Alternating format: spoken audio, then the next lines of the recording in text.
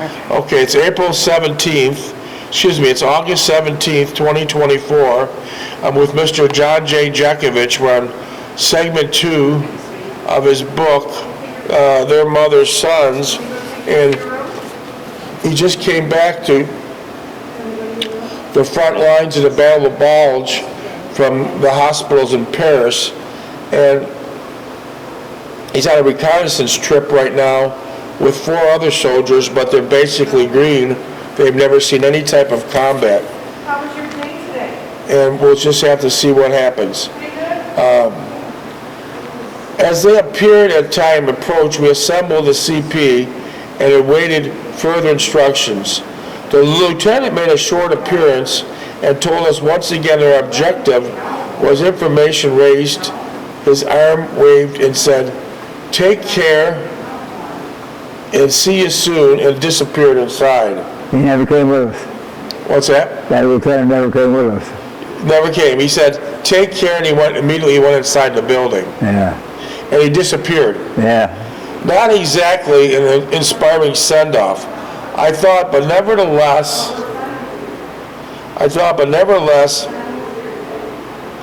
this was it. We had our own, we were on our own.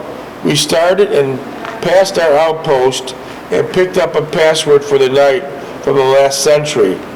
I relayed to him that we'd be returning in several hours, about 200 hours or sooner, and he waved us on. We crossed a sparsely wooded area that led to the bank of the river. It had gotten colder that night, and wore on the slippery, oozing mud that had stiffened somewhat, which made walking easier. We could hear the swishing of the swift current in the river and crouched down on his bank. And I took a compass reading to aid in finding our way back. I turned back toward the town and shot a reading at the most prominent feature I could find, the tall, aspiring church steeple. So that was a good marker, the church steeple. Yeah. You can work your way back to it. We looked for a rubber raft and found one hidden among some bushes, the tree limbs. Luckily, it was a moonless night and fairly cloudy, which would hide most of our movement. But if you had like a very bright night from moonlit, you might be in trouble. Yeah. Especially going through a river. Yeah. Before we set the raft into the water, I whispered to everyone to listen intently for any sound or movement on either side. So if you're going across with these 4 other soldiers in a small raft in the middle of the river, if you got found out, you'd be a sitting duck. Yeah. There'll be no coming back. We started out cautiously and quietly in the shadows of the trees. We walked a short distance, stopped and crouched, and listened to continue walking. Nobody's been. We would be a short distance and stop, crouch down and listen for a minute, and then continue walking. We covered some distance in this fashion, moving west all the time and not running into any Germans. Could there have been German snipers in the trees? They're in there somewhere, yeah. How high up in a tree does a German sniper go? The what? How high up in a tree does a German sniper go? Probably second branch. Wearing all white? Well, if they were in the tree, they probably put green stuff on. Okay, but on the snow they were wearing all white. Yeah. So if they wore white in a tree, they'd be a target, right? Well, there's theory is they'll blend in. Okay. The woods and the thick underbrush, I cautioned the men to be careful when they stepped on as cracking dry twigs carry a long way. So in the woods, when you crack a branch, it goes a long way, the sound. Yeah. We moved inland, walking and stopping. We covered approximately 3 miles or more. Our instructions were 2-mile insertion and I believe we covered more than that. I looked at my watch. It was 01:15 hours. It was time to turn back. As we crouched down before returning, everyone heard a twig snap to our left. Immediately, everyone was flat on their stomachs, hugging the ground, with weapons at ready. We then heard voices, rather loud voices. As they came closer, we saw it was a squad of German soldiers passing in a northerly direction. How many are in a squad? 12. Okay, so you're outnumbered. Huh? You were Oh, outnumbered. yeah. Well, we were in cover, though. Yeah, but you'd be outnumbered. Yeah. You had 4, they had 12. What type of guns do the Germans normally carry? Machine guns. Every one of Machine them? guns and their own pistol, their own rifle. Every one of them had their own machine gun? Yeah. Were they very effective? Oh, yeah. But they weren't like heavy machine guns like you had. They were like maybe 7, 8 pounds, something they could easily carry. The tripod was heavy, the receiver was heavy, full of water, and then the ammo cans were heavy.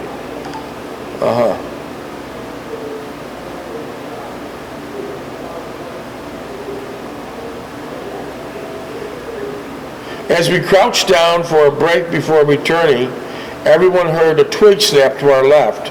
And immediately, everyone was flat on their stomachs, hugging the ground, with weapons at the ready. So once they seen that squad, if one of those, your new recruit, which had 4 of them, panicked and started shooting, that would have been a big problem. Yeah. And that happens, right? Oh, yeah. New They recruits panic. panic, and they start shooting, right? Yeah. All right, let's see what happens. I'll continue reading. We heard voices, rather loud voices. As they came closer, we saw that it was a squad of German soldiers passing in a northerly direction. As they passed, I mentioned to the men, stay put in case there were any more behind them. After a short while, I whispered to Calhoun that I was going to follow them to find out where they're heading. I also relayed to him, if I'm not back in 10 minutes, to head back to the raft. I followed the German squad for a short distance until they came to a small log hut with a radio antenna at one side. It was a listening post by the Germans to pick up our radio transmissions and relay them to their intelligence people. I waited several minutes to see if there would be anyone returning the way we came. As I waited, I recorded the coordinates on the map I was carrying and satisfied that there were no one coming, hurried back. How do you mark the coordinates on the map? How do you mark them? Yeah. How did you do that? North, east, west, northwest. And then what did you do with the coordinates? And that was your key, how to get back. Well, that listening hut that the Germans had, you had their coordinates of where that was, right? Yeah. And then what did you do? Send it over to... They had a listening post, they were picking up radio signals. Did that hut eventually get bombed? The what? Did that German hut eventually get bombed by Americans? I don't know. We weren't there that long. As I reached them, I motioned them forward, and we moved back the hidden raft. How far was the hidden raft? How far was the hidden raft from the listening post? Off the bank and into the woods. By how many miles? 10 feet. So it was close. Yeah. We found the raft, crossed the river, keeping the church steeple in sight, and going by my compass readings. We concealed the raft, reached the first outpost at 2:18 hours, gave the password, and once again passed through our lines. So on the German side, you can see the church steeple of where the Americans are. Yeah. That's so close. That's so close. I reported to CP, and Eckert woke up the lieutenant for me to give him my report.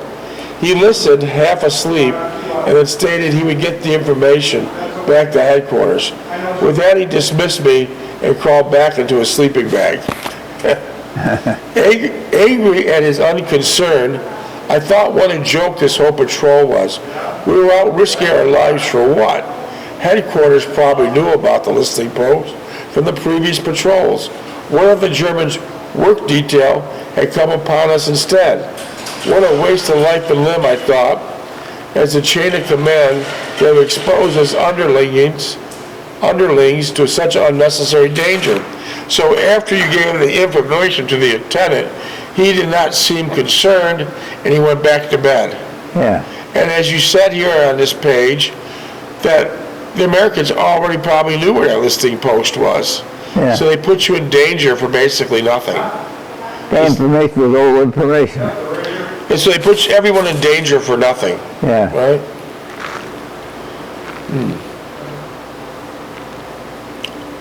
I was also relieved we did not run into anything and we all got back safely. As I reached the cottage that we were building in, I did not even know where I was bunking. I found a spot on the floor next to a dresser, took off my boots, and wrapped a blanket around me. I wanted to brush my teeth, but did not even know where there was water was. I later, too wrought up to sleep, I thought about Renee and what she was doing and wanted to be there with her. I recalled that all we had done together, how she looked, and the many conversations we had had. I pictured the parlor again, and feeling that came over me as I saw Renee sitting there before the fireplace, her angelic face reflected in the firelight, tormented and indisputable force that would overcome and conquer us both. I thought of the hospital I just left and all the nurses and doctors and orderlies. All had their jobs to do, and this was mine. It seemed unfair in a way, but this was the story of my life. Nothing had changed. And how she appeared in our last night together came to mind. Then I pictured Jean in her red dress she wore the night of the dance. Shortly afterwards, I was sound asleep, and I was back home doing my job.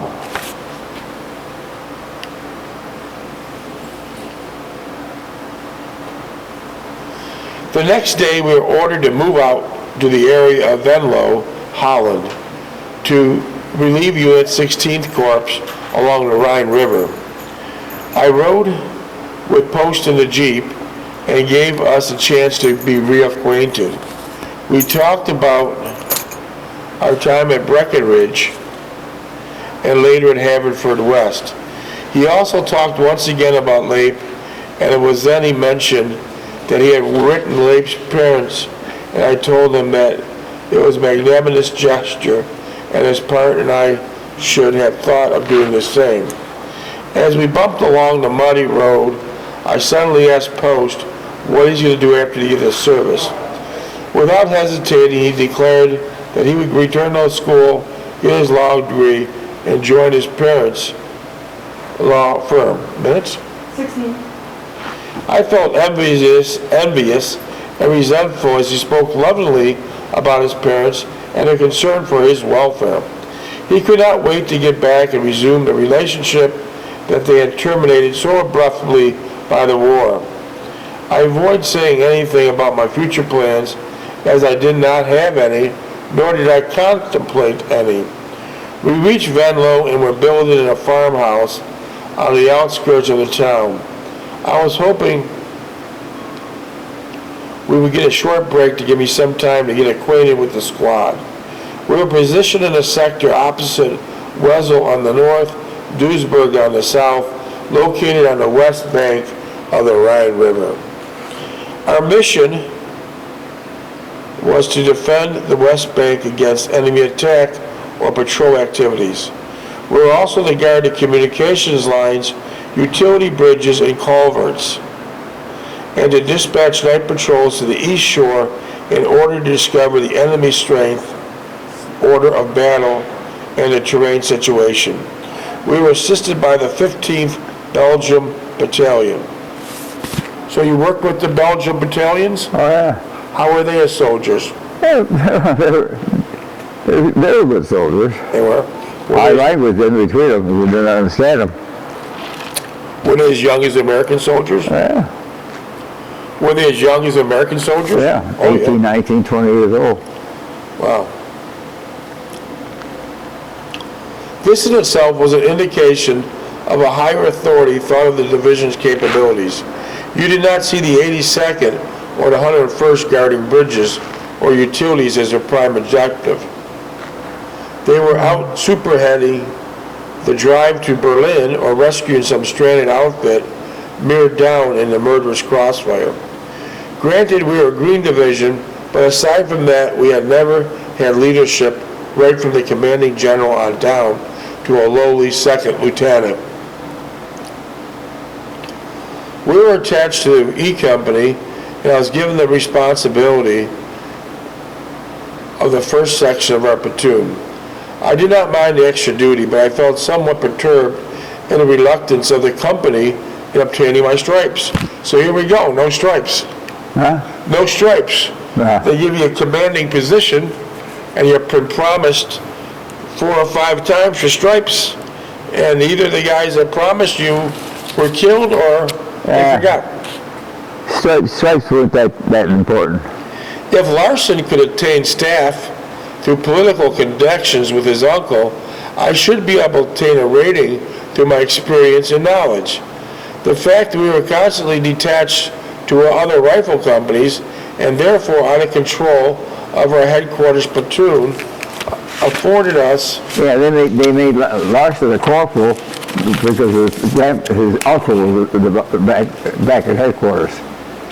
And I imagine that's still going on today. Yeah, shit, yeah. As some autonomy, how we operated left to our own discretion. We're in an inevitable position of not being in complete control by anyone directly. We were in a defensive position at the river's edge, dug into a bunker with section of E Company riflemen on each side. The bunker was manned 20 hours a day, and we rotated night hours every other night. Our first sight in the sector was encountered an enemy patrol crossing the river in a rubber raft. I fired a flare which lit up the entire area. The riflemen in our section of machine guns opened fire. I could see the tracers find their mark in the raft, and I thought of the patrol we were on several nights ago. So you see a raft of Germans coming across the river, Yeah. and everyone opened up on them. And they're all down. They didn't have a prayer, did they? Yeah. Were they hit, or were they just, the boat sunk? Were they hit? Were the German soldiers hit in the raft, or just their boat was sunk? They got hit. They were in a raft, they got hit. None of them survived. No. No. For the next several nights, this became our mission, thwarting patrols by the German. The next night, there were 2 3-man patrols in our sector, one in which several Germans were killed and others captured or wounded. On the 3rd night, a 7-man patrol was encountered, and they were all eliminated by our guns and actions of the riflemen. The riflemen are first, and then the machine guns in the back, right? Yeah. How many were in a group of a riflemen? It's an infantry outfit. There's a squad of 30, the squad's got 22 men. So they're on the front lines. Yeah. Why would someone become a rifleman? I mean, why was they? That's how they were picked up when they were recruits. They went in they took with the basic training, they assigned them that. Was a rifleman a more dangerous position than? Oh yeah, they're on the front line all the time. They're the scouts that go out. If the Rhine crossing was to have the advantage of surprise, the preparations of the assault divisions had to be screened by the enemy. This was the reason the necessity of intercepting enemy patrols, which might be crossing the Rhine for the purpose of collecting data on the buildup. During the division's stay on the West Bank, not one of the 10 or more German patrols engaged by our troops were able to return to the lines. As the enemy was looking to intelligence about our buildup, we were also sending out patrols 30 in all, to produce valuable enemy information such as enemy strength, dugout, trenches, pillboxes, minefields, 88 millimeter machine guns, observation posts, etc. I was selected to go on one of these patrols with 3 men from my squad. I was called to company CP one morning for a patrol briefing. At first I was rather disgruntled and peeved at being selected as soon for just having completed our patrol last week. But after meeting the patrol leader, Major Mantran, I consider myself fortunate to be selected. I took immediate liking to him, a West Pointer, probably 2 years older than I. He was the closest to my image of an officer and a leader I have far encountered, with the exception of the lieutenant in the airborne. There was no pretentious movement in his demeanor, nor authoritative attitude when he spoke to us. At first he welcomed me as sergeant, which I explained to him that I was not. He retorted immediately that he had something to say about that. He then explained our patrol mission that night, a reconnaissance and a prisoner gathering detail, which would last about 4 hours. Minutes? 8. We would accompany him to a squad of his men from the 2nd Ranger Battalion to offer assistance and support fire.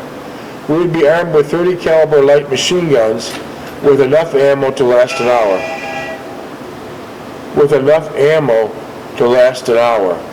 I was to select 3 men to make up the gun crew, but he insisted that I was to be the squad leader and not part of the gun crew. We were to meet back at 2100 hours, ready to go.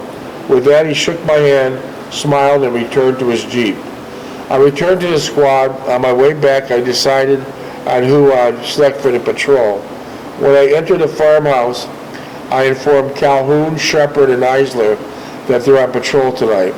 I filled them in what I knew, and that would carry light machine guns, and the Calhoun would be the gunner. Eisler was the assistant, and Shepard the ammo bearer. I told them to get some rest and something to eat, as we would be jumping off at 2100 hours. We were still pulling the details along the riverbank, and just the rest of our squad doubled up on their guard duty. The kitchen furnished us with some hot chow, and Post brought us up in several Marmite cans. It was fried chicken, mashed potatoes, coffee, apple pie, everything. I presumed hand-picked locally. I lay down after chow, but was too excited about the patrol that I could not sleep. I thought about being in the company of an elite outfit like the Rangers. I even conjectured that I would transfer to the 2nd Ranger Battalion when we returned from the patrol. But like everything else I thought about, it was a mere supposition, a fanciful and idealistic fabrication. As I drifted in and out of sleep, I saw visions of Renee and how far distant she appeared. It was almost 2 weeks since I last saw her, and the pain and the distress of our departure were still with me. I was thankful that we were doing something much about moving about, which took my mind off of her. Even so, every once in a while, she would flash back in my memory, and I would be nostalgic and yearn to see her and hold her. My mind flipped back to the patrol tonight, and the Rangers. I only hope that we did not follow up and do something stupid under pressure. I had the confidence that Calhoun, Eisler, and Shepard looked to me for leadership, and it was up to me to keep them loose and on their toes. I changed my shocks and put on a traditional long-sleeved undershirt, as we were wearing only fatigues and field jackets. I told the others to dress warmly, but not to overburden themselves with too much clothing, as we would do a lot of walking. Suddenly my mind flashed back to the wool knit sweater I left at Renee's house, and how she looked in it as I saw her the next day. Finally, at 20:45 hours, he started for the CP joking about a real good deal thrown our way. Calhoun had it all figured out, so he thought. Our squad leader is catching all the lush details because you have been goofing off in a warm, soft hospital, he declared. I smiled and told him that was probably right. What time? 8:02. 8:02? Yeah. Yeah, we're I'll have almost to done. watch the news. Okay, shut it down. Okay, we'll pick it up tomorrow. Shut it down. All right.